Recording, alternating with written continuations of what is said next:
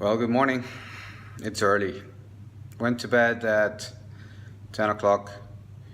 4:30 I was up and I tried to go back to sleep. Couldn't get back to sleep. It's 5 a.m. now.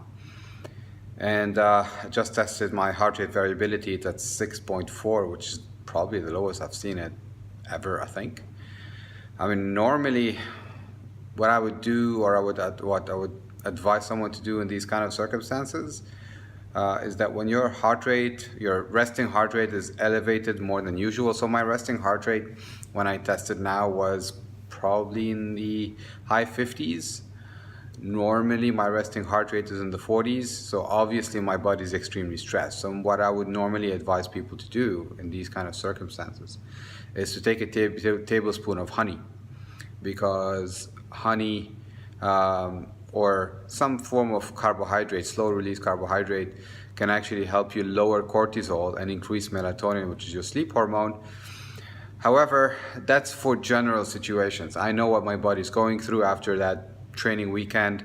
I have a lot of cortisol, adrenaline pumping through my blood, and it's causing me to basically not being able to sleep, because when cortisol is elevated, so your stress hormones elevated for whatever reason, melatonin, your sleep hormone, actually drops. So that kind of wakes you up in the middle of the night, which is what happened to me. So I got maybe a little over 6 hours of sleep. Not ideal after getting the same yesterday for the same reason. But it will get better over the next couple of days, and anyway, I'm taking it easy. So I'm going to reduce my caffeine intake throughout the day today to make sure I manage my cortisol levels and take the supplements I need to, again, manage my cortisol levels, my stress levels. And this morning I'm just going to go outside, get a long walk in the sunshine, because that's important to get sun exposure, and also do my yoga to help with the recovery. All right, I'll check in with you guys later.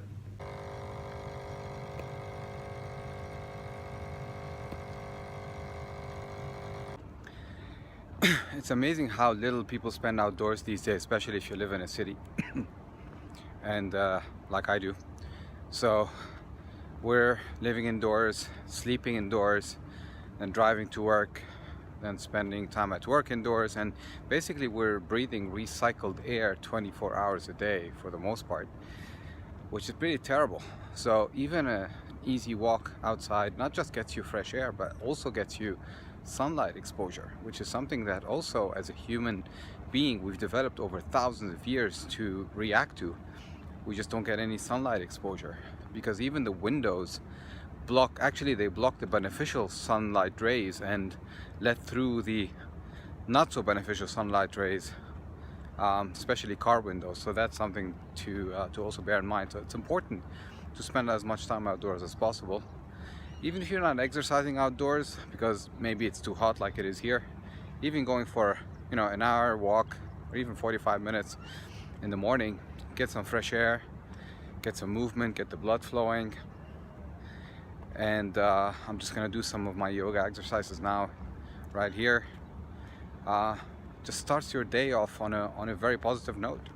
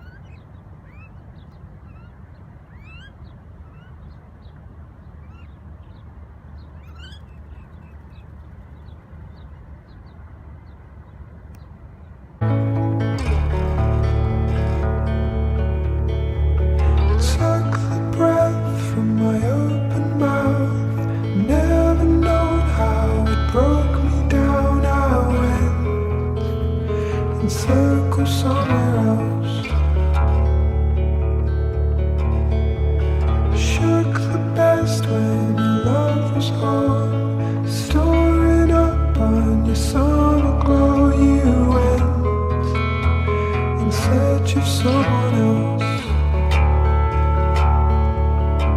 And I hear your ship is coming in. Your tears are sea for me to swim. And I hear a storm is coming in. My tears are all we've ever been.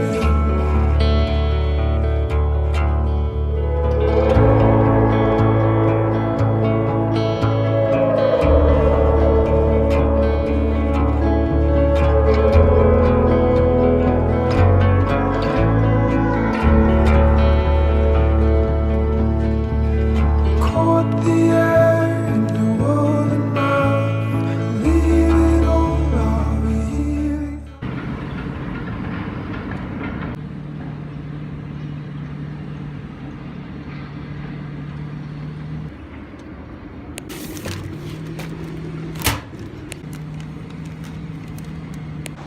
So what I picked up from the mailbox just now is a new endurance nutrition fuel that I've been wanting to try. It's supposed to be all natural and doesn't cause any stomach issues like every single endurance fuel that I've tried over the years. Now so far I've been using maple syrup diluted in water, which has been working fine. I just can't stand the sweet taste anymore. It's just way too sweet even when diluted in water. So I'll show you guys this one later in a later video this week when I use it. Interesting sun this morning. It's very hazy and dusty, so you can see the sun is struggling to break through.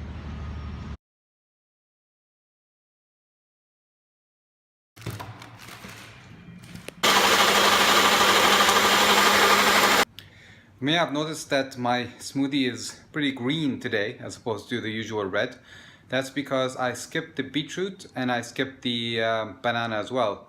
And that's because I didn't work out hard this morning, so there's really no point in spiking up my blood sugar. Obviously I had dinner and I had carbs with dinner, so my glycogen stores are still full because I didn't work out this morning. And if I were to take a lot of carbohydrate in the morning when my glycogen stores are full, my body wouldn't know what to do with those extra carbohydrates because it is not using them to replenish glycogen stores. So they end up being converted to triglycerides, or they keep my blood sugar high, which is obviously not a good thing. So anyway, that's why I skipped the beetroot, that's why I skipped the banana, and that's why my smoothie is pretty green this morning. Otherwise the ingredients are pretty much the same.